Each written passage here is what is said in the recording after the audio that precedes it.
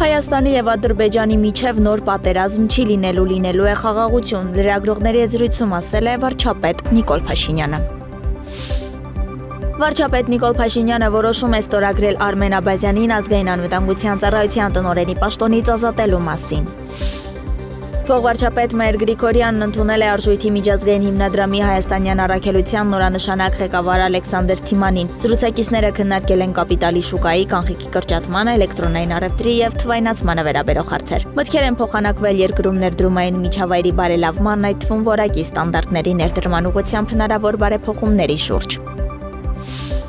Ունեք ընտանեկան վեճ, ապա նախքան դատարան դիմելը պետք է հաշտարարի օգնությամբ փորձել համաձայնության գալ, իսկ եթե չհաջողվի, կարող եք դիմել դատարան, տեղեկացնում են Արդարադատության նախարարությունից։ Հայաստանում հաշտարարությունը 2025 թվականի հուլիսի 1-ից պարտադիր է ընտանեկան որոշ վեճերի լուծման համար։ Հաշտարարությունը պարտադիր է ամուսնալուծության, երեխայի բնակության վայրի որոշման, ալիմենտի բռնագանձման, ընդհանուր գույքի բաժանման, երեխայի հետ շփման, դաստիարակության եւ կրթության հարցերի, վեճի արագ եւ պակաս ծախսատար լուծման հարցերի համար։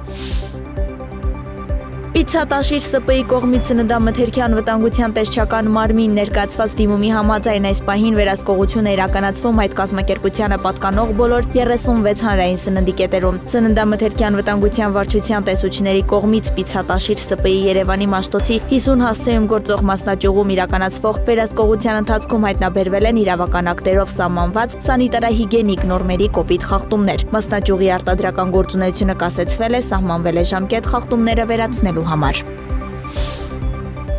Թեհրանից 35 կիլոմետր դեպի հարավ-արևել գտնվող Վարամին քաղաքի մոտակայքում իսրայելական F-35 կործանիչ է խոցվել։ Նշվում է, որ ըստ Վարամինի նահանգապետի առաջադեմ կործանիչը խոցվել է բանակի հակաօդային պաշտպանության համակարգի կողմից։ Ըստ Թեհրան Թայմս պարբերականի հունիսի 13-ին Իրանի դեմ իսրայելական հարվածներից հետո սա իրանական ուժերի կողմից խոցված արդեն 5-րդ կործանիչն է։ Իրանի օդուժը Իսրայելի վրա գիշերային հարձակման ընթացքում ապահովել է իսրայելական երկնքի նկատմամբ վերահսկողություն, հաղորդում է Իռնագործակալությունը հղումանելով Իսլամական հեղափոխության պահապանների կորպուսի հայտարարությանը։ Այսօր հրթիռային հարձակումը ցույց տվեց, որ մենք լիարժեք վերահսկողություն ենք ստացել Իսրայելի երկնքի նկատմամբ։ Ասված է հայտարարության մեջ, նշվում է, որ այս գերակայությանը հնարավոր է եղել հասնել Ֆաթեհ հրթիռների կիրառման շնորհիվ։